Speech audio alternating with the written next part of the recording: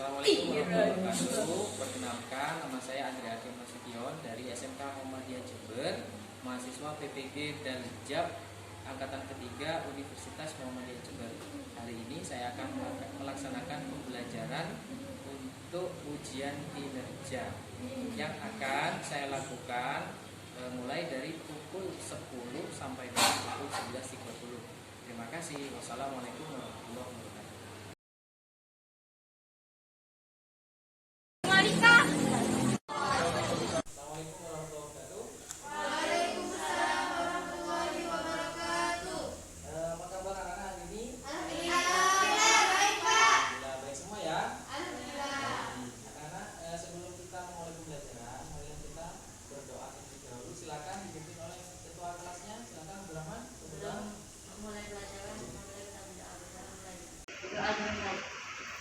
Ya, terima kasih Abdurrahman sudah dipimpin berdoa.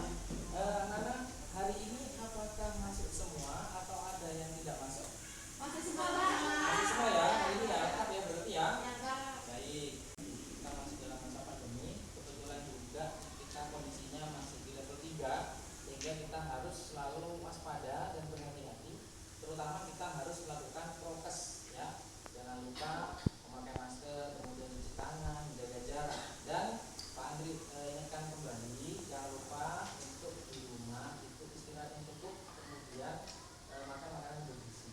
Jangan membuang-buang waktu, yaitu sering keluar yang tidak penting. Jadi kita kalau mau keluar itu yang ada tujuannya dan yang penting. Seperti ya anak-anak ya.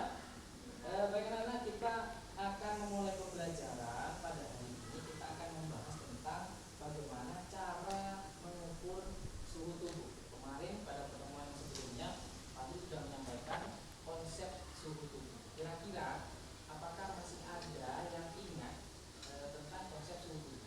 Mungkin ada yang bisa menjelaskan? Saya, Pak. Ya, silakan Bapak. Suhu tubuh adalah kemampuan tubuh dalam menghasilkan panas. Tujuan mengukur suhu tubuh untuk mengetahui nilai suhu tubuh atau menilai kondisi metabolisme dalam tubuh. Ya. Kemudian ada lagi yang ingin menambahkan? Saya, Pak. Ya, silakan Kamila. Alat yang digunakan untuk mengukur suhu tubuh yang namanya termometer. Tempat mengukur suhu bisa di mulut, ketiak, telinga, dan anus. Ya, jadi alat yang digunakan untuk mengukur suhu tubuh ya itu namanya termometer. Kemarin juga pada pertemuan selanjutnya sudah kita bahas di mana saja kita bisa mengukur suhu tubuh, yaitu bisa di oral di mulut, kemudian di aksila atau di ketiak, dan bisa di anus ya.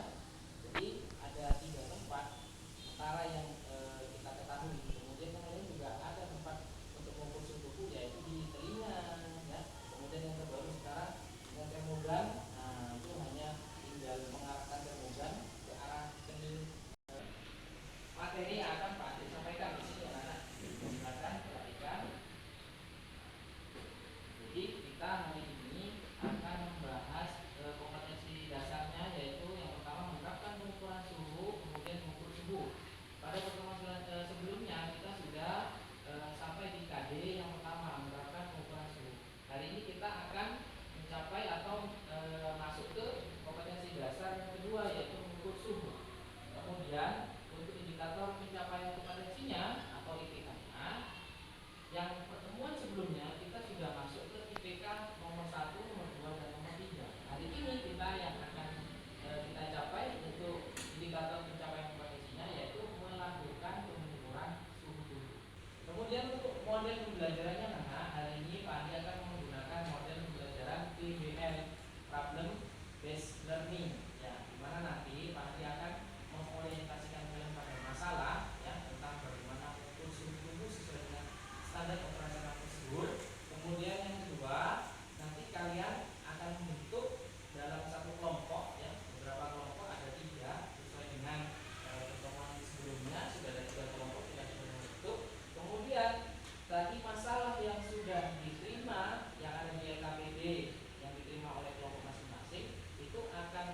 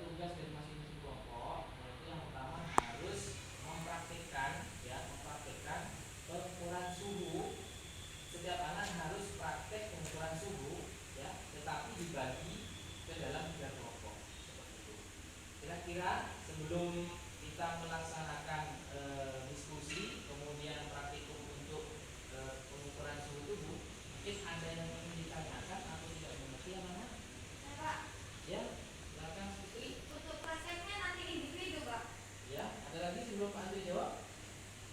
Ada yang ditanyakan yang lain?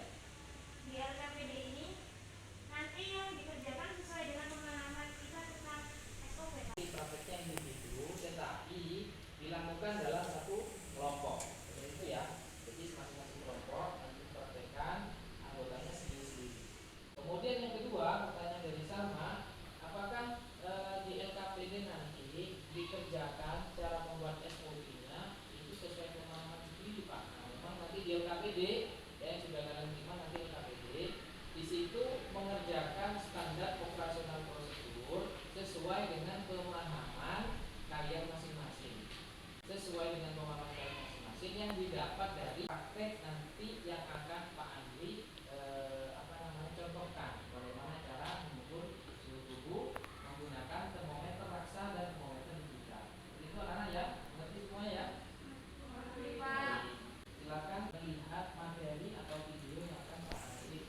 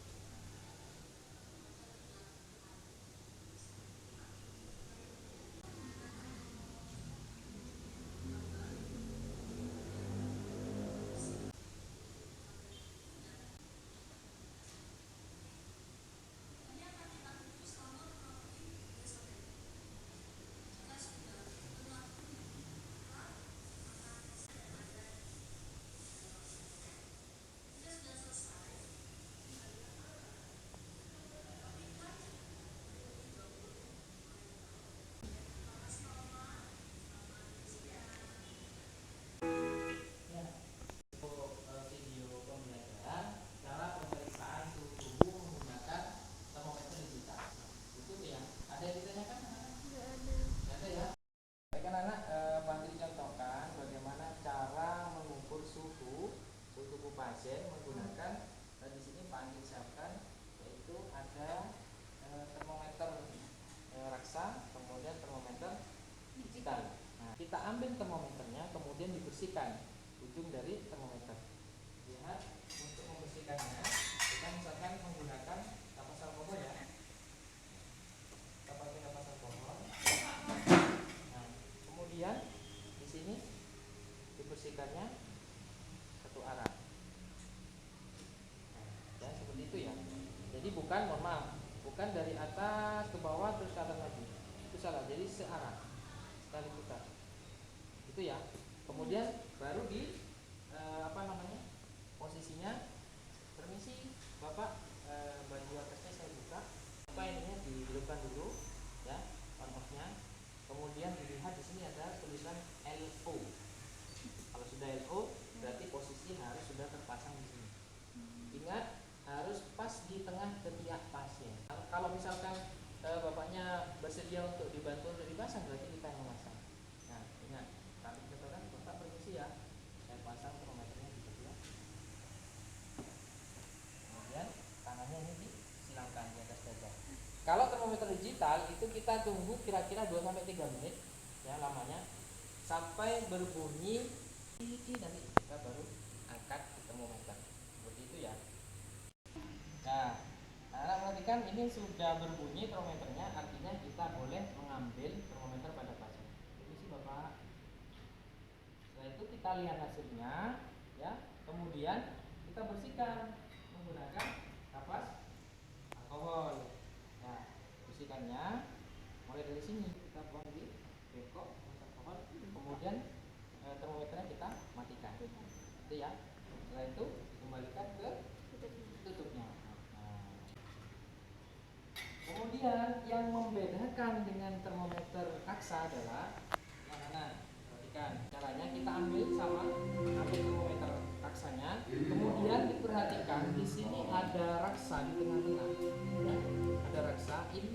harus di bawah 35. Nah, ini kan sudah di bawah 35, artinya kita tidak usah menurunkan air raksa lagi. Jadi kita cek dulu, oh sudah di bawah 35, hanya kita membersihkan saja ujung dari termometer. Nah, ujungnya sih dibersihkan. Kita buang. Setelah itu kita letakkan ke tiap pasien sama. Kemudian ditunggu 10 sampai 15 menit. Setelah 10 sampai 15 menit, nanti sama diambil lagi, kemudian dilihat. Nah, dilihat raksanya nanti yang di tengah tadi ini kan nanti akan naik. Setelah itu setelah dilihat baru dibersihkan. Kan mulai dari tengah sini ya, ke atas sini. Ya, setelah itu dibuang lagi. Kemudian ini diturunkan. Jadi setelah dilihat dibersihkan pakai kapas alkohol, kemudian diturunkan sampai di bawah 30. Cara menurunkannya seperti ini. Dipegang kuat menggunakan sendi tangan kita. Jangan sampai ini terlepas. Ini kalau sudah terlepas pecah ya. Jadi pelan-pelan. Kalau sudah pakai terbalik. Kalau terbalik nanti tidak bisa ditutup. Seperti itu ya Nana ya? Iya Pak. Jelas ya? Jelas. Ada yang ditanyakan? Ya. Permisi Mbak, nama saya Salma Rahman, asal dari SMK Muhammadiyah Jember. Di sini saya akan memeriksa suhu tubuh Mbak. Tujuannya yaitu untuk mengetahui suhu kembali. Apakah saya boleh? Ya.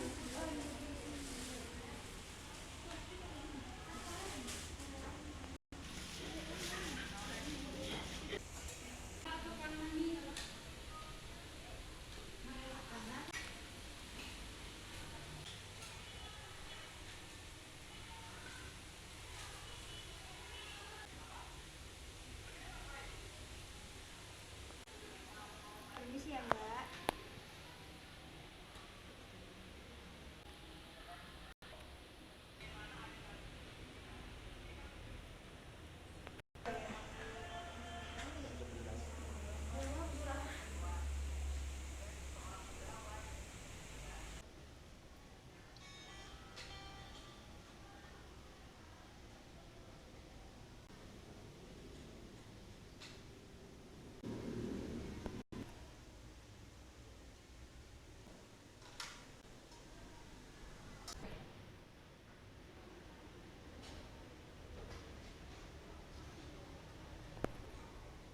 Mbak, untuk suhu Mbak hari ini 36,2 normal Mbak suhunya. Terima kasih. Mbak, permisi saya akan menerapkan alat-alat anti.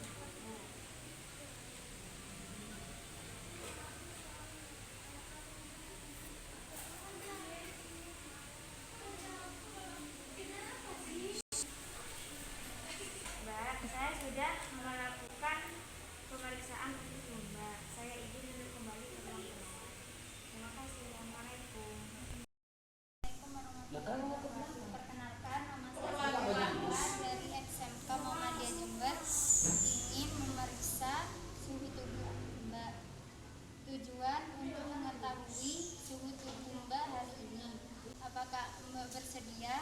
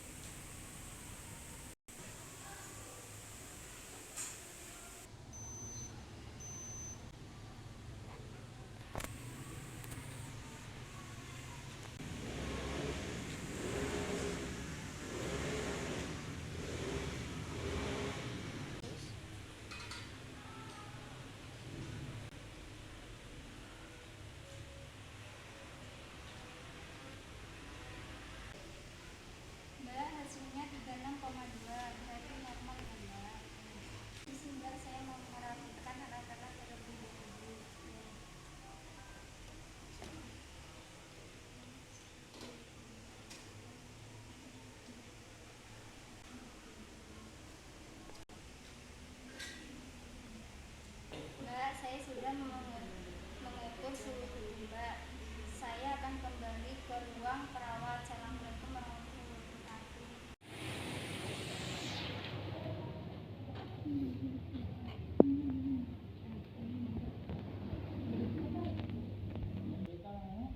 Ada ya? Ada yang ditanyakan dari pertanyaannya? Ada Pak.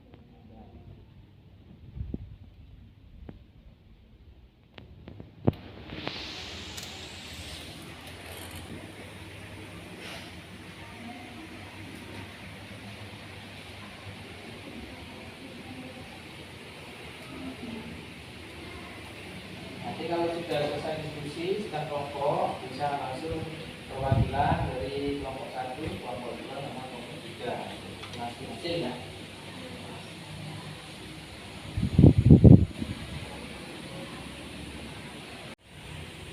Siap. Baik anak-anak, sudah selesai diskusinya? Sudah. Selesai semua ya? Kelompok 1, kelompok 2, kelompok 3 sudah ya? Sudah. Oke, baik. Hari ini kita langsung mulai ke presentasi hasil diskusi dari masing-masing kelompok. Assalamualaikum warahmatullahi wabarakatuh. Waalaikumsalam warahmatullahi wabarakatuh. Di sini saya akan mempresentasikan dari kelompok 1. 1. Apakah saja kesulitan saat melakukan pengukuran suhu? Jelaskan. 2. Apa manfaat yang dapat diperoleh setelah praktek mengukur suhu? 3. Untuk mengatasi kesulitan yang dialami, apa saja yang harus dipersiapkan apabila akan melakukan pengukuran suhu pada pasien? Jawaban.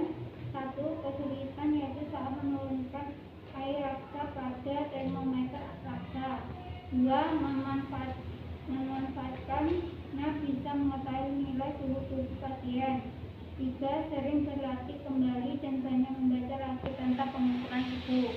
Sekian dari kelompok 1. Wassalamualaikum warahmatullahi wabarakatuh. Waalaikumsalam warahmatullahi wabarakatuh. Baik, terima kasih untuk kelompok 1 bisa diberikan pos dari kelompok 1. Assalamualaikum warahmatullahi wabarakatuh. Waalaikumsalam warahmatullahi wabarakatuh. Dari kelompok 2, kesulitan dari anggota kelompok 2 diantaranya yaitu jika pasien tidak rileks atau diam, banyak berbicara, pasien lupa jika sedang diukur suhunya, sehingga tempat mengukur suhu yaitu lengan pasien terbuka dan termometer terlepas.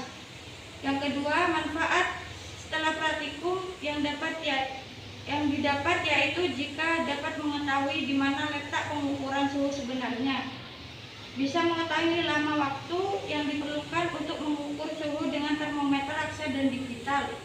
3. Untuk praktikum berikutnya harus berkomunikasi dengan pasien terlebih dahulu agar pasien untuk tenang dan rileks saat pemeriksaan. Sekian dari saya.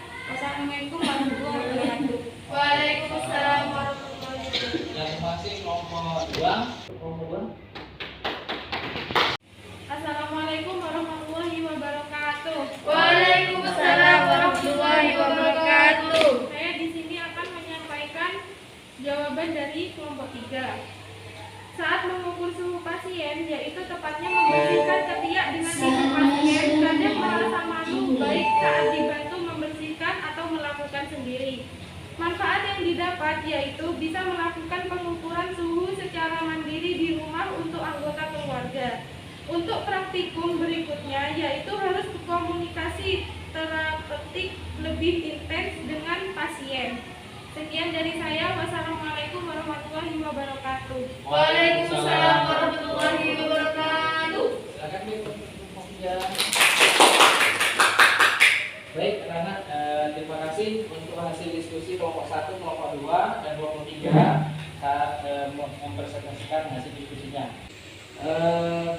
Kira-kira apakah ada yang ingin ditanyakan dari masing-masing kelompok sesuai dengan presentasinya? Dari kelompok lain mungkin ada yang ingin mengatakan? Tidak ada? Sudah paham ya? Berarti sudah mengetahui apa saja masalah-masalah atau permasalahan pada saat kita melakukan tindakan pengukuran suhu sesuai dengan kelompoknya masing-masing ya. Mohon perhatiannya semuanya, karena ini kita pengukuran suhu badan ya. Jadi kemarin kita sudah bahas mulai dari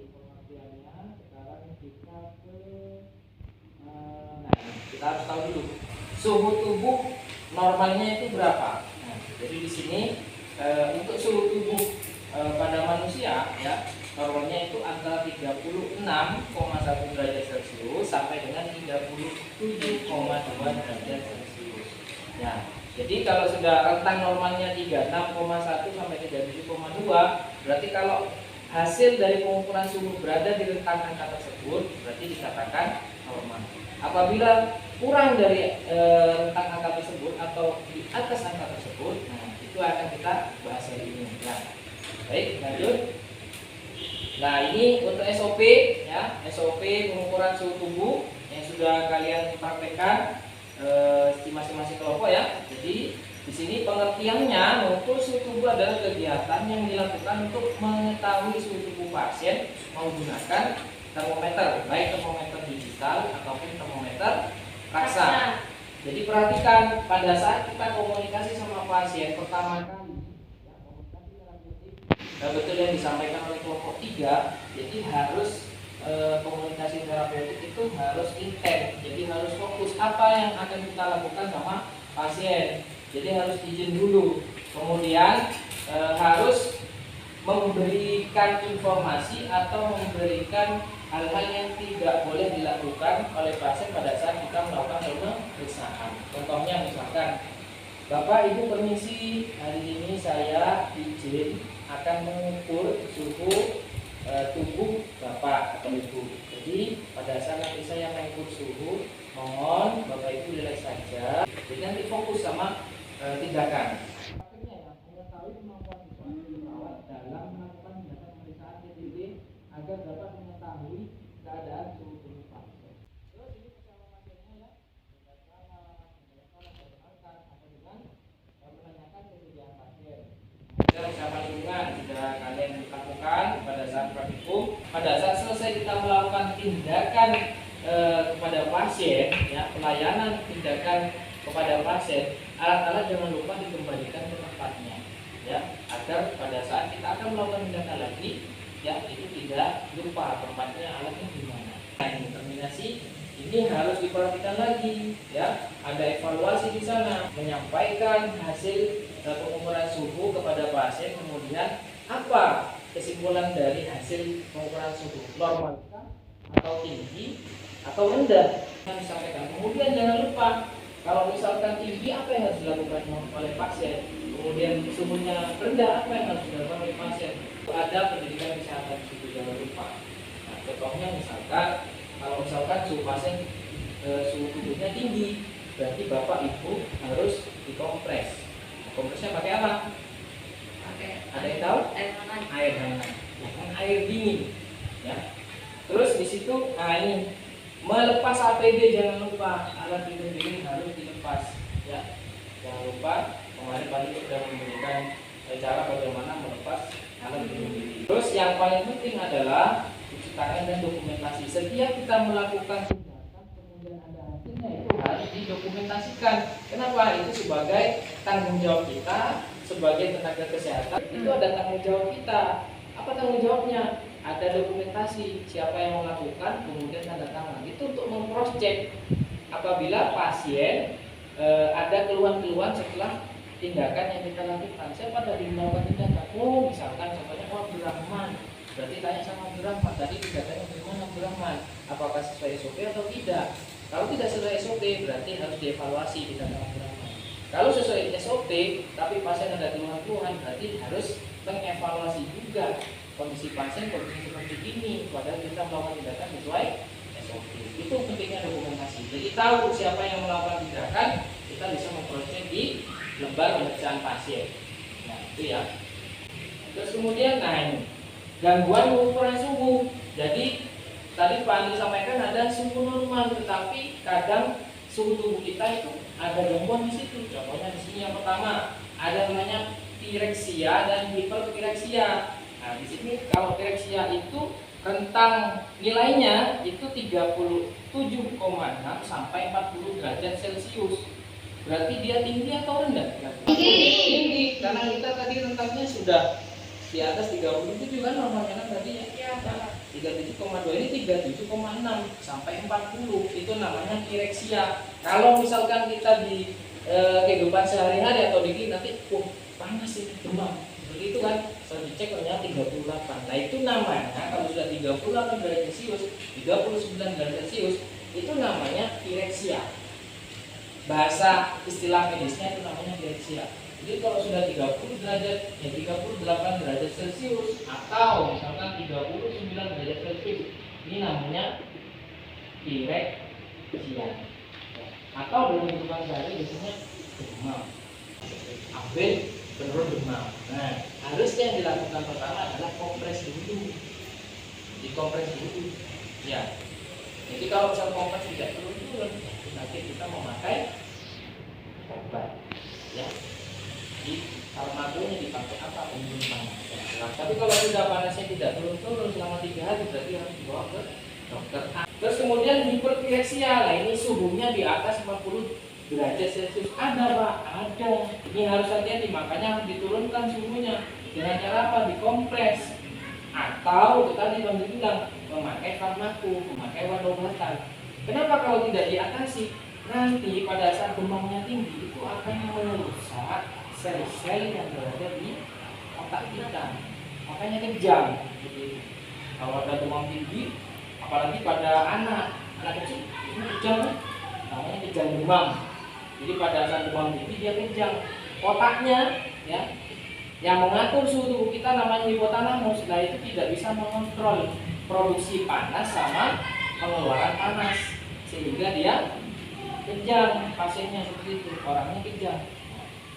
Merupakan kondisi untuknya mekanisme termoregulasi, tetapi suhu tubuh dipertahankan pada angka yang tinggi. Nah, sebenarnya tubuh kita ya itu sudah berusaha menjaga kondisi suhu inti. Nah, kalau misalkan contohnya kondisi sekarang ini kan panas ya, panas kan, kondisi lingkungan kita panas.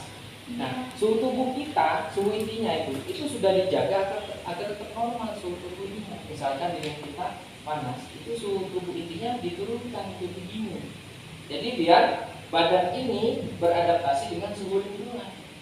Tapi kenapa Pak? Misalkan suhu lingkungannya panas, kita katanya suhu intinya diturunkan biar adaptasi. Tapi kita kok merasa masih panas?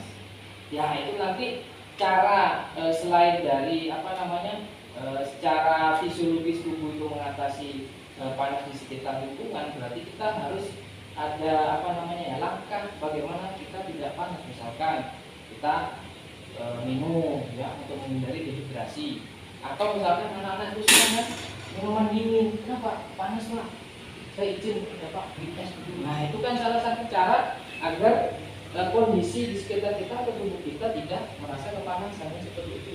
Nah itu salah satu cara. Contohnya misalkan kita malam kedinginan, suhu tubuh itu berusaha dinaikkan biar hangat, tapi kita kok masih merasa kedinginan Pak? Nah itu secara fisiologis tubuh kita sudah seperti itu normalnya. Tetapi ada lagi cara atau langkahnya. Bagaimana itu Pak? Ambil selimut. Nah biar tidak kedinginan, itu cara salah satunya. Kalau ada selimut misalkan kita mau keluar rumah pakai jaket, nah itu salah satu caranya. Ya jadi ada manusia itu agar beradaptasi dengan lingkungan. Secara fisiologis tubuh kita itu sudah mengatur itu, tetapi tidak cukup, sehingga kita harus melakukan usaha-usaha yang lain. Salah satunya tadi contohnya. Nah, terus yang berikutnya ada hipertermi. Nah ini peningkatan suhu tubuh inti akibat kehilangan mekanisme termoregulasi. Terdapat disfungsi hipotalamus. Kondisi ini disebabkan oleh masalah sistem saraf pusat dan tidak berespon terhadap terapi antipiretik. Suhunya 41 sampai 43. Menyebabkan kerusakan saraf, koagulasi dan konvulsi. Ini yang kita takutkan. Di atas 40 derajat Celcius ini yang terjadi, sarafnya rusak, sel otaknya nanti ada gangguan. Kemudian situ ada konvulsi itu kejang. Suhu tubuh inti yang meningkat. Jadi bukan tadi yang Pak bilang kalau misalkan suhu lingkungan panas, kemudian suhu intinya diturunkan, tidak, suhu intinya naik.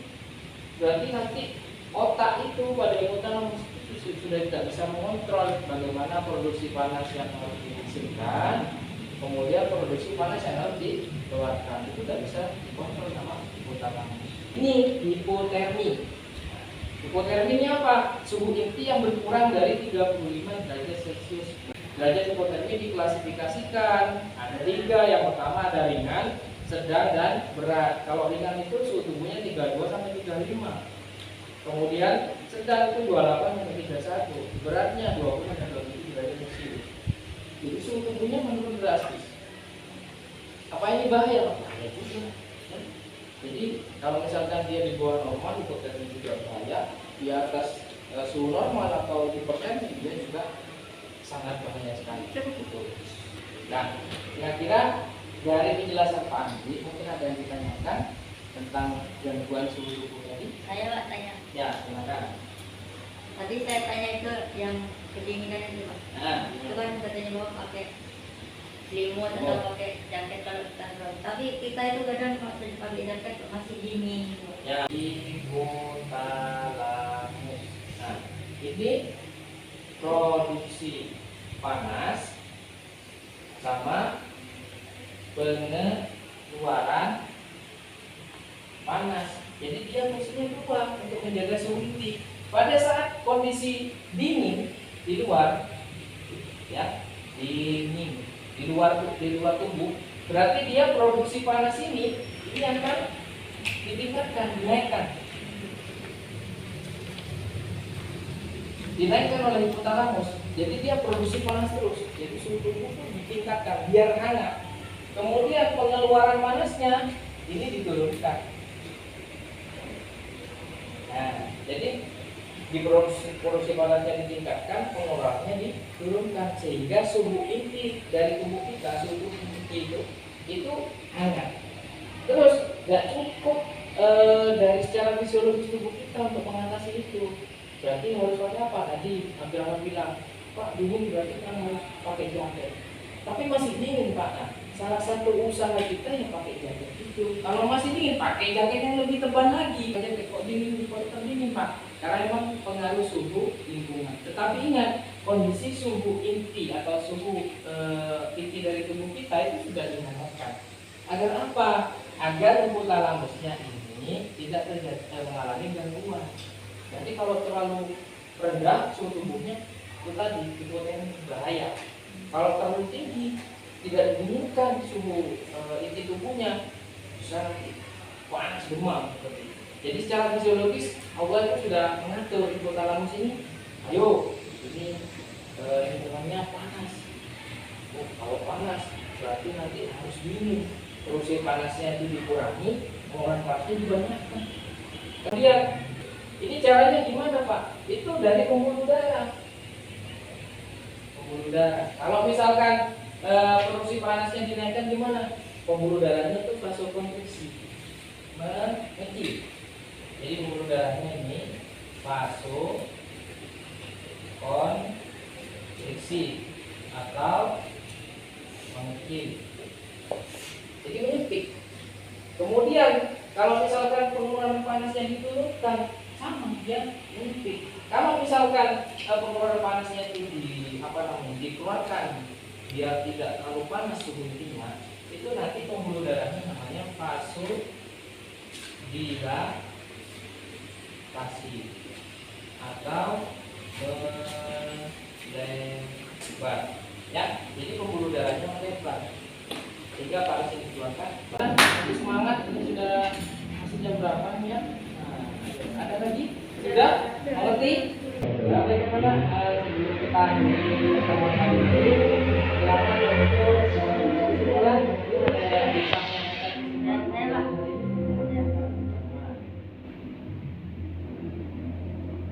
Assalamualaikum Waalaikumsalam warahmatullahi wabarakatuh. Kesimpulan yang dapat saya sampaikan adalah tentang tubuh adalah yang pertama, pengukuran suhu dapat dilakukan pada mulut, ketiak atau aksila, telinga, dan elektromagnet. Yang kedua, komunikasi pada pasien harus diperhatikan pada awal yang melakukan tindakan, di mana pasien harus tenang dan rileks sehingga pasien komunikatif saat pemeriksaan tindakan. Sekian dari saya. Assalamualaikum warahmatullahi wabarakatuh. Waalaikumsalam warahmatullahi wabarakatuh. Terima kasih Abdurrahman sudah membacakan kesimpulan soal ini. Kemudian setelah pembelajaran ini kira-kira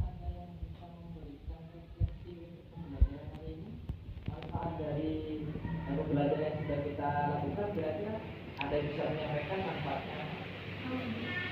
Saya Pak. Ya, berapa lagi silakan. Apa yang bisa Abdurrahman ambil dari pembelajaran pengukuran suhu pada hari ini? Yang pertama itu tentang itu suhunya itu kalau kita mengukur suhu itu ini tinggi apa enggak tinggi rendah suhunya itu. Oh, jadi bisa tahu nilai suhu itu berapa gitu. Terus Bisa tahu Pak itu suhunya ini itu orangnya ini demam apa enggak gitu. Oh, berarti hasil dari pengukuran suhu itu pada pasien kita bisa tahu nilainya normal, rendah atau tinggi, begitu Iya. ya? Sudah? Ada lagi Sudah. Abdurrahman? Sudah. Ya? Baik, terima kasih Abdurrahman. Baik rekan-rekan, kalau misalkan sudah mengerjakan itu post-test, silakan bisa dikumpulkan untuk hasil post-testnya. Bisa Pak Andi kita tolong ada yang mengambilkan post-test. Kita Pak Andi koreksi dulu ya untuk pengisian dari post-testnya masing-masing. Ini menemukan ada beberapa siswa yang masih belum kompeten, artinya dari hasil proses ini bisa menyimpulkan bahwa jawabannya masih kurang tepat ya. Tetapi sudah tidak ada yang benar ya, tapi perlu penguatan lagi. Jadi nanti yang belum kompeten bisa melakukan pengulangan untuk beberapa materi ya. Kemudian untuk yang sudah kompeten, Pak ucapkan selamat. Baik, terima kasih anak-anak hari ini sudah bisa mengikuti pembelajaran Pak Andri hari ini. Kemudian Pak Andri ingatkan jangan lupa kita harus menjaga fokus ya. Mungkin itu yang bisa Pak Andri sampaikan sebelum ditutup. Mari kita berdoa terlebih dahulu, bisa dipimpin oleh ketua kelasnya. Silakan Abdurrahman. Sebelum pembelajaran ditutup, maka kita berdoa mulai doa selesai. Ya. Terima kasih Abdurrahman. Baik anak-anak, jangan lupa untuk pertemuan berikutnya kita akan membahas tentang SOP mempersiapkan tempat tidur, baik dengan ada pasien di atas tempat tidur ataupun tidak ada pasien di atas tempat tidur. Silakan dipelajari pertemuan berikutnya. Terima kasih dari Pak Andri sampaikan. Mohon maaf. Assalamualaikum warahmatullahi wabarakatuh. Waalaikumsalam warahmatullahi wabarakatuh.